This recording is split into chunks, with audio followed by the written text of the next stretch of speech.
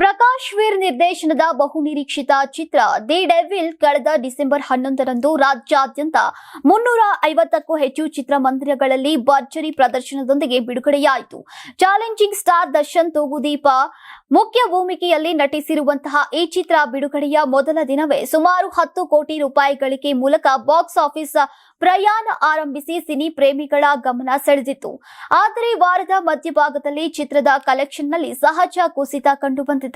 Cinema industry tracker ಸ್ಯಾಗ್ನಿಲ್ಕ್ ವರದಿಯ ಪ್ರಕಾರ the devil ತನ್ನ 7ನೇ ದಿನವಾದಂತಹ ಮೊದಲ ಬುಧವಾರ 0.80 ಕೋಟಿ ರೂಪಾಯಿ ಕಲೆಕ್ಷನ್ ಮಾಡಿದೆ. ಹಿಂದಿನ ದಿನವಾದ ಮೊದಲ ಮಂಗಳವಾರ ಚಿತ್ರ 1.5 ಕೋಟಿ ರೂಪಾಯಿಯನ್ನ ಗಳಿಸಿತು. ಈವರೆಗೂ 7 ದಿನಗಳ ಪ್ರದರ್ಶನದಲ್ಲಿ ಒಟ್ಟು 24.50 ಕೋಟಿ ರೂಪಾಯಿ ಗಳಿಕೆಯನ್ನ ದಾಖಲಿಸಿದೆ. ವಾರದ ದಿನಗಳಲ್ಲಿ ಕಲೆಕ್ಷನ್ ಕುಗ್ಗುವುದು ಸಹಜವಾಗಿದ್ದು, ಚಿತ್ರತಂಡ ಹಾಗೂ ಅಭಿಮಾನಿಗಳು ವಾರಾಂತ್ಯದ ಗಳಿಕೆಯಿಂದ ಹೆಚ್ಚಿನ ನಿರೀಕ್ಷೆಯನ್ನ ಇಟ್ಟುಕೊಂಡಿದ್ದಾರೆ.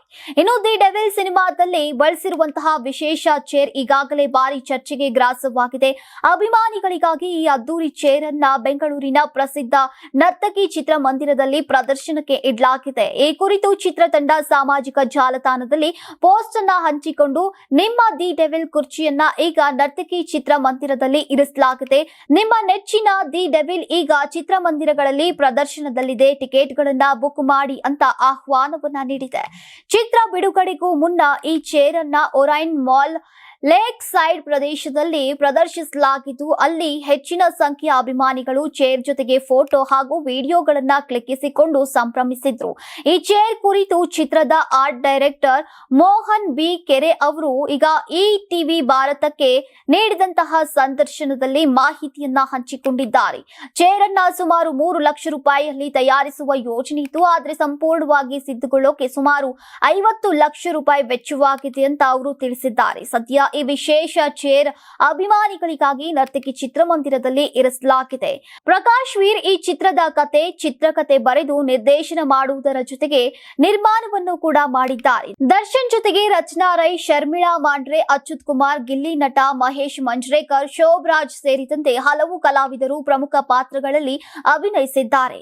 ಬಿ ಅಜನೀಶ್ ಲೋಕನಾಥ್ ಸಂಗೀತ, ಸುಧಾರಕ ಎಸ್ ರಾಜ್ ಛಾಯಾಗ್ರಹಣ, ಮೋಹನ್ ಬಿ ಕೆರೆ ಕಲಾ ನಿರ್ದೇಶನ, ರಾಮ್ ಲಕ್ಷ್ಮಣ್ ಸಾಹಸ ನಿರ್ದೇಶನ ಹಾಗೂ ಹರೀಶ್ ಕೊಮ್ಮೆ ಸಂಕಲನ ಈ ಚಿತ್ರದ ತಾಂತ್ರಿಕ ಶಕ್ತಿಯಾಗಿದೆ. ಸದ್ಯ ದಿ ಡೆವಿಲ್ ರಾಜ್ಯಾದ್ಯಂತ ಚಿತ್ರಮಂದಿರಗಳಲ್ಲಿ ಪ್ರದರ್ಶನ ಮುಂದುವರೆದಿದೆ. ಯಾರಾಗ್ತಾರೆ ಎಂಎಲ್ಎ ಅಭ್ಯರ್ಥಿ 2028 ಶೀಘ್ರದಲ್ಲೇ. ಪ್ರತಿದಿನ ಒಂದೊಂದು ಕ್ಷೇತ್ರದ ಟಿಕೆಟ್ ಆಕಾಂಕ್ಷಿಗಳ ಸಂಪೂರ್ಣ ಮಾಹಿತಿ ಪೊಲಿಟಿಕಲ್ ಜರ್ನಲಿಸ್ಟ್ ಕೆಎಂ ಶಿವಕುಮಾರ್ ಅವರಿಂದ. ಕರ್ನಾಟಕದ ನಂಬರ್ 1 ಡಿಜಿಟಲ್ ಮೀಡಿಯಾ ನಿಮ್ಮ ನೆಚ್ಚಿನ ಕರ್ನಾಟಕ ಟಿವಿಯಲ್ಲಿ ಮಾತ್ರ.